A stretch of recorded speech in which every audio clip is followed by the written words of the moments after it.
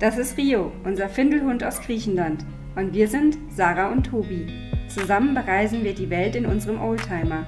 Ob viele an ihm gezweifelt haben? Ja, definitiv. Aber das hält uns nicht auf und so entdecken wir zu viert die Welt und leben unseren Traum.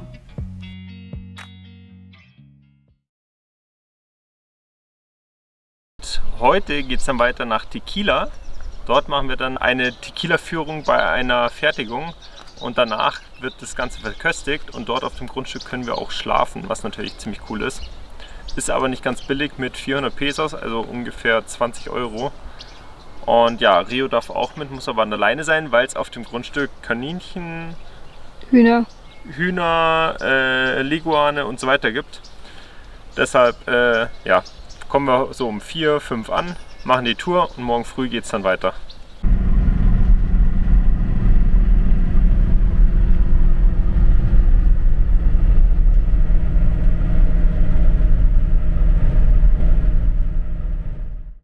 Wir haben jetzt noch knapp 150 Kilometer vor uns und wir müssen jetzt immer wieder anhalten, weil seit heute Morgen geht es der Sarah überhaupt nicht mehr gut. Also was heißt seit heute Morgen? Gestern hat sie sich mal hingelegt, weil sie erschöpft war. Und jetzt hat sie sich heute zum 3. Mal schon übergeben. Und der Salvi, der hatte an der Küste auch schon, also dem ging es auch schon nicht gut. Der musste sich aber nicht übergeben. Deshalb keine Ahnung, was sie jetzt hat, ob sie sich angesteckt hat, ob irgendwas anderes ist. Wir müssen es auf jeden Fall mal beobachten und im Worst Case, also Worst Case einmal, dass ich heute dann die Tequila-Tour wahrscheinlich alleine mache. Die Sarah wollte nicht noch 1, 2 Tage warten, bis es ihr wieder besser geht. Und dass wir halt dann natürlich zum Arzt fahren, wenn es nicht besser wird. Aber im Salvi war es am nächsten Tag dann wieder besser. Jetzt bin ich mal gespannt, wie es dann morgen ist. Ich hoffe mal, dass es dann besser ist. Aber wir springen jetzt, glaube ich, direkt zur Tequila Farm. Wir sind jetzt in Tequila angekommen, vor unserer Unterkunft. Und wir wissen nicht, ob man reinfahren kann oder ob wir hier vorne an der Straße parken und einfach drin alles nutzen. Das WLAN-Passwort hat er uns schon gesagt und ja, so wie wir es uns vorher schon dachten, die Sarah wird nicht teilnehmen können, weil sie einfach zu schlecht geht. Aber sie will es auch nicht verschieben und ja, wir wissen jetzt gar nicht, ob es für eine Person nur stattfindet. Weil es kostet jetzt 400 Pesos pro Person und klar, für ihn ist ein Unterschied, ob er es für 800 Pesos macht oder für 400. Deshalb müssen wir jetzt einfach mal schauen. Wir haben noch keine Antwort bekommen. Und ja, sobald wir mehr wissen, halten wir euch auf dem Laufenden. Wir wurden jetzt gerade von José reingeholt aufs Gelände und haben mit ihm jetzt abgestimmt, dass wir morgen früh, mexikanisches Früh, um 11 Uhr vormittags die Tour machen. Und hoffen, dass es bis dahin bei der Sarah besser ist. Und ja, José ist super freundlich. Und man merkt jetzt schon die Begeisterung für den Tequila. Und ja, er führt es in dritter Generation. Sein Großvater hat es damals angefangen. Und ja, er lebt jetzt hier und macht die Destillerie. Genau, wir freuen uns auf jeden Fall hier jetzt auf die Tour morgen früh und hoffen, dass es bis dahin bei der Sarah besser ist. Mehr gibt es, glaube ich, heute dazu nicht zu sagen. Und doch eine Sache. Das Beste, weil 11 Uhr ist ja doch recht kritisch dann mit dem Hund im Auto. Vor allem die Tour dauert 2 Stunden. Und hier hat es morgen 30 oder 31 Grad. Und der Hund darf an der Leine mit bei ihm. Also Leine ist Pflicht, aber das ist auf jeden Fall super. Einen wunderschönen guten Morgen. Die Sarah ist heute wieder fitter. Man sieht sie hier. Und sie macht sich auch schon fertig für die Tour, weil es ist jetzt 10:30. Um 11 soll sie losgehen. Und ja, wir freuen uns auf jeden Fall drauf. Rio auch, weil der ist hier im Auto, da er nur mit Leine raus darf. Und neben uns wird der Boden gerade neu gepflastert. Deshalb kann er auch so schlecht raus und sich frei bewegen. Und er freut sich auf jeden Fall, denke ich auch, die 2 Stunden dann mitlaufen zu dürfen. Zuerst führte uns José auf seine Agavenfelder und erklärte uns, dass der vulkanische Boden und insbesondere Obsidian wichtige Nährstofflieferanten für die Agaven sind. Man glaubt gar nicht, wie scharfkantig so ein aufgebrochener Obsidian sein kann. Früher wurden die Steine angeblich auch als Werkzeuge verwendet, das nur nebenbei. Je nach Destillerie werden die Agaven im Alter zwischen 6 und 9 Jahren geerntet. Hier bei der besichtigten Destillerie dürfen die Pflanzen 9 Jahre wachsen, bevor sie für die Herstellung von Tequila geerntet werden. und so gingen wir zusammen über einen kleinen Teil seiner Felder. Allgemein zusammengefasst wird der Tequila aus der blauen Weber-Agave gewonnen und darf nur in insgesamt 5 Bundesstaaten Mexikos hergestellt werden, unter anderem in Jalisco. Nur wenn diese Punkte erfüllt sind, ist es ein Tequila.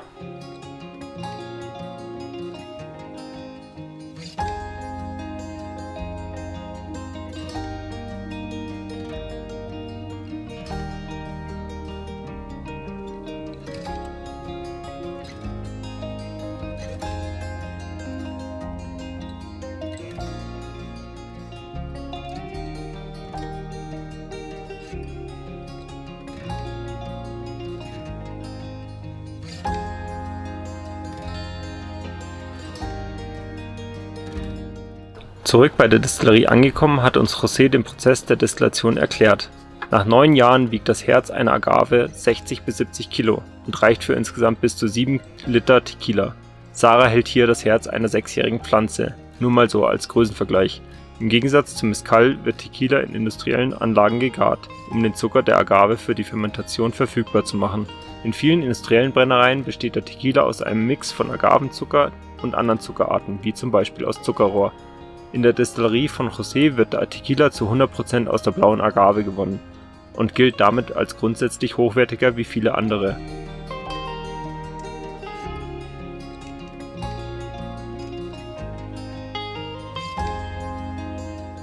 Doch dann ging es weiter zur Verkostung. Dazu ging es zu einer Bar neben der Destillerie. Insgesamt bietet José 4 verschiedene Versionen seines Tequilas an. Die unterschiedlichen Arten unterscheiden sich nur in der Dauer der Lagerung. Diese hat eine Spanne je nach Tequila zwischen sofortiger Abfüllung, wie beim Tequila Blanco, und einer Lagerung von bis zu 10 Jahren. Wir finden allein die Flaschen schon richtig cool.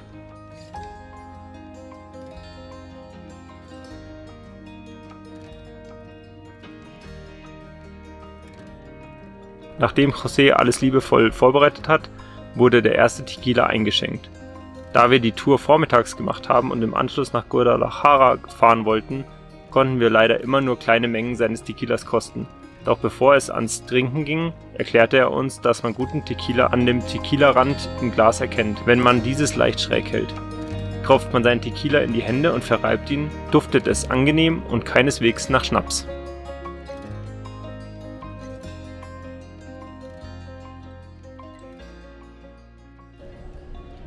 I like it more than the other one. The smell? Yes. Yeah. It's a bit sweeter. Is it sweeter? Maybe sweeter, maybe herbal Yeah. smell. Put on your eyes. Don't inside, remember. It's not burning. Aber jetzt heißt es Tequila!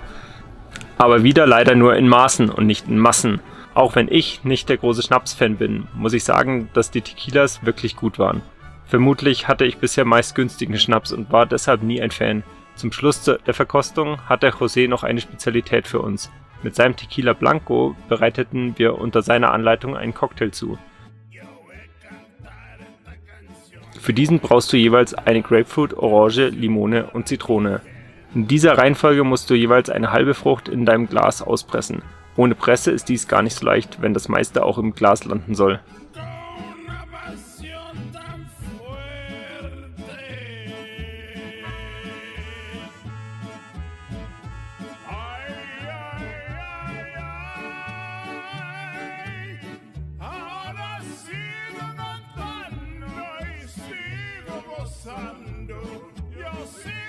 Im Anschluss wird, wie wir vermuten fürs Aussehen, der Rand des Glases mit Grapefruit bestrichen, damit das Chili Tajín und das Salz darauf haften.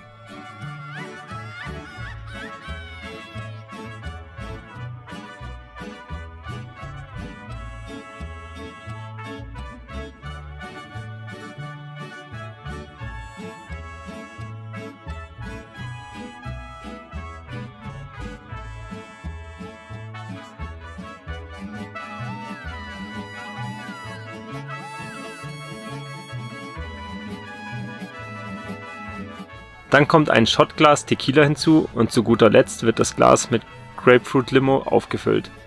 Jetzt noch kurz rühren und dann heißt es genießen.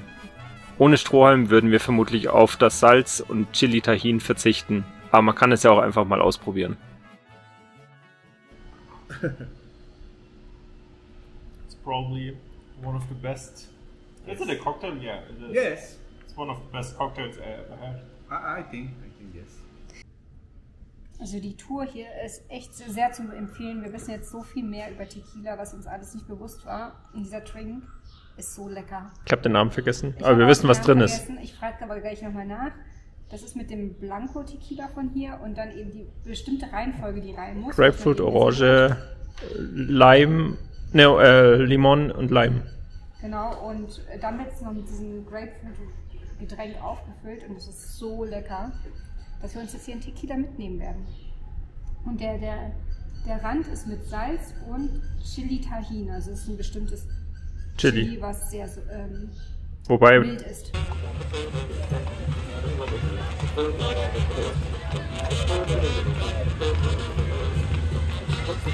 Auf dem Weg nach Guadalajara sind wir direkt in ein lokales Event gekommen. Aber nach einer kurzen Wartezeit ging es über die Landstraße weiter und wir waren im Nu, in der bis dato für uns größten mexikanischen Stadt.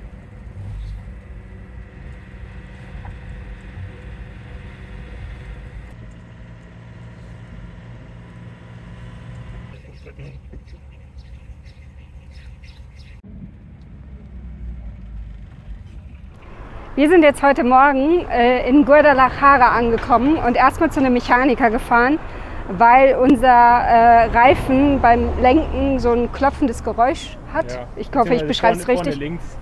Und es scheint aber alles gut zu sein. Er hat nachgeschaut, Radlager ist in Ordnung, der Reifen ist in Ordnung. Also gehen wir jetzt davon aus, dass alles in Ordnung ist. Und jetzt stehen wir hier auf einem Parkplatz, der bewacht ist, und gehen jetzt mal in die Innenstadt.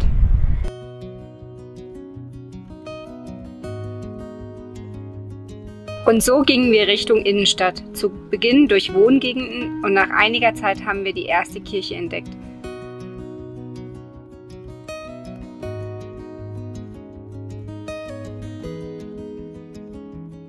Nachdem wir auf der richtigen Straßenseite waren, ging es dann erst einmal quer über den Platz und ab zu dem Brunnen. Denn Rio freut sich normalerweise immer, wenn er Brunnen-, Fluss- oder Seewasser trinken kann.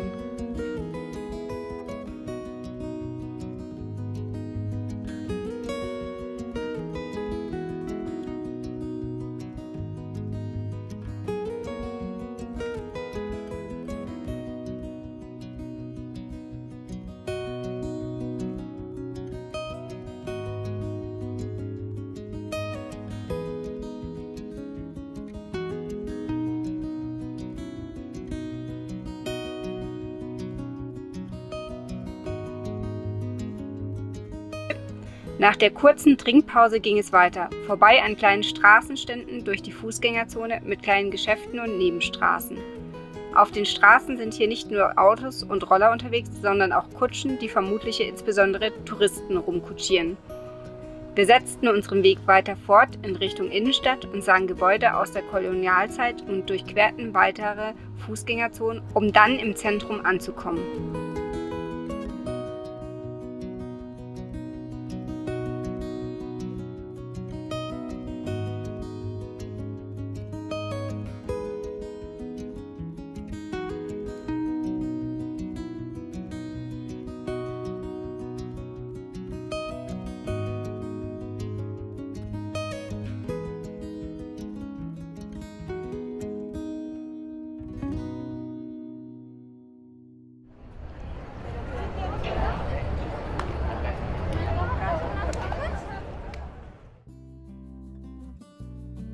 Der zentrale Platz an der Kathedrale ist sehr schön gestaltet und die Kathedrale ist auf jeden Fall einen Besuch wert. Ab und zu ist so ein Stadtbummel auch eine sehr schöne Abwechslung zum Leben und Reisen im Van. In Guadalajara hatten wir zudem nicht das Gefühl, dass es besonders touristisch ist, da wir mit ein paar wenigen Ausnahmen sehr wenige offensichtliche Touristen waren. Und so konnten wir das perfekte Wetter und die schöne Stadt umso mehr genießen.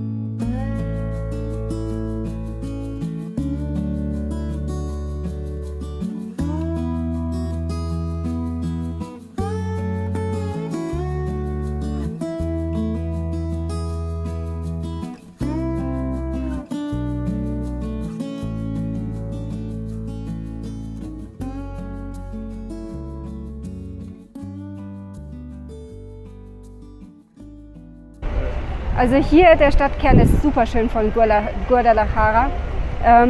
Ja, wir sind jetzt von unserem Parkplatz, wo wir stehen, ca. 3 Kilometer gelaufen und werden die jetzt langsam wieder zurückgehen, damit wir auch eine Pause machen können und treffen uns später noch mit Johnny, den wir auf der Baja kennengelernt haben, zum Abendessen, zum Tacoessen.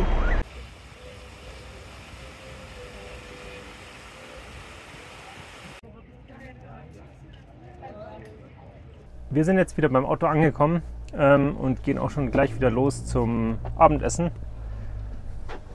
Da wird Rio dann hier im Auto warten, aber von der Temperatur her geht es eigentlich echt gut mit dem Ventilator und so. Deshalb ist es auch kein Problem. Und morgen geht es dann relativ früh für uns los. Wir werden nämlich eine Strecke von fast 400 Kilometer machen, direkt zu den Monarchfaltern. Das ist dann schon wieder fast an der Grenze von Mexiko-Staat. Also werden wir komplett Michoacán durchqueren. Genau, das ist unser Plan für morgen. Und dementsprechend wird der Abend heute mit Johnny nicht allzu lang ausfallen, da wir hier bestimmt um, keine Ahnung, 7 bis 8 irgendwie losfahren und wahrscheinlich in der Stadt noch schön im Berufsverkehr sind. Aber wir wollen einfach nicht im Dunkeln dann erst ankommen. Und eins hat uns gelehrt hier, man ist immer langsamer als man denkt. Mit den ganzen Topes und also mit den Geschwindigkeitshubbeln auf der Straße, das sind unzählige, hoffentlich auf der Mautstraße nicht so viele. Keine 2 Minuten später, nachdem wir hier angekommen sind, ist Rio hier schon eingeschlafen. Das heißt für uns perfekte Voraussetzung, um Tacos essen zu gehen.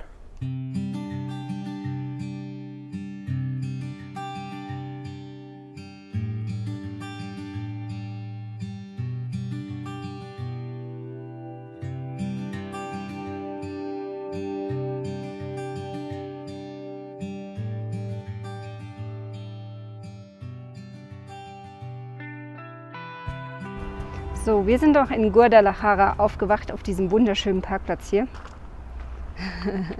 Und für uns geht es jetzt heute zu den Monarchfaltern. Also wir machen ein gutes Stück Strecke und deswegen sind wir auch schon so früh wach. Die Nacht war okay, für das, dass wir mitten in der Stadt stehen, ein bisschen laut, aber okay.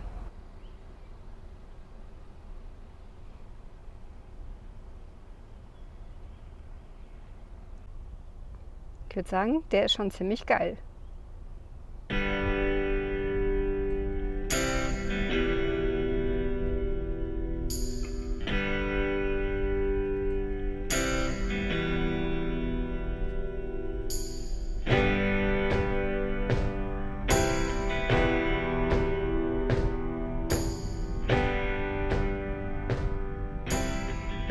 Wir sind jetzt 50 Kilometer gefahren und wir stehen im Stau.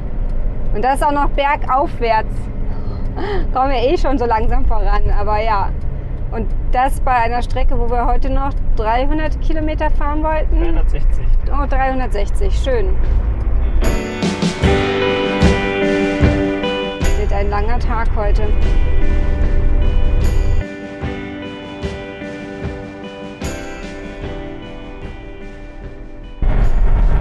Wir hatten gerade unsere erste Polizeikontrolle. Mein Herz schlägt hier. Rio hat schön gebellt, weil er wahrscheinlich meinen Herzschlag gespürt hat. Sie wollten eigentlich wissen, wohin. Dann wollten sie Führerschein und Fahrzeugpapiere und wir haben ja alles hier in Kopie, weil es uns so empfohlen wurde. Und es ist oft der Fall, dass sie es dir anscheinend bei dem Original nicht mehr zurückgeben, bis du was zahlst. Und nachdem sie gehört haben, dass wir aus Deutschland sind, haben sie sich gefreut irgendwie und haben gesagt, wir können weiterfahren. Warst du auch nervös? Ja, definitiv, weil man von verschiedenen Reisen schon Sachen gehört hat. Ja. Und wir gerade in einem Bundesstaat sind, der uns vom Mexikaner empfohlen wurde, auf den Mautstraßen zu bleiben und nicht die Mautstraße zu verlassen in Michoacán. Ja, genau. Also uns wurde hier gesagt, dass man hier die Mautstraßen nicht verlassen sollte. Deswegen machen wir das auch nicht. Und ja, weil es war natürlich eine Polizeikontrolle und wer wurde rausgezogen. Aber ja, ich glaube, uns hat geholfen, dass wir Deutsche sind tatsächlich. Vielen Dank, dass du auch diese Woche unser Video angeschaut hast. Wir hoffen, es hat dir gefallen und du bleibst auch weiterhin mit dabei mit dem Abo, Like oder Kommentar. Und das nächste Mal geht es für uns durch Michoacán durch zu den Monarchfaltern, was auf jeden Fall ein wirklich, wirklich tolles Erlebnis war. Und wir wollten noch einen kleinen Nachtrag machen zum letzten Video. Da hatte die Sarah davon erzählt, dass Dino verschwunden ist und sein Hund aufgetaucht oder bei Freunden aufgetaucht ist. Und ja, mittlerweile hat man sein Auto ausgebrannt gefunden, aber von ihm fehlt weiterhin jede Spur. Und das wollten wir einfach nicht offen im Raum stehen lassen, auch wenn diese Neuigkeit definitiv nicht erfreulich ist. Und mit diesen, ja, in diesem Fall traurigen Neuigkeiten verabschieden wir uns für diese Woche. Und ab nächste Woche geht es auf jeden Fall wieder mit besseren News weiter, und zwar bei den Monarchfaltern. Bis dann, ciao!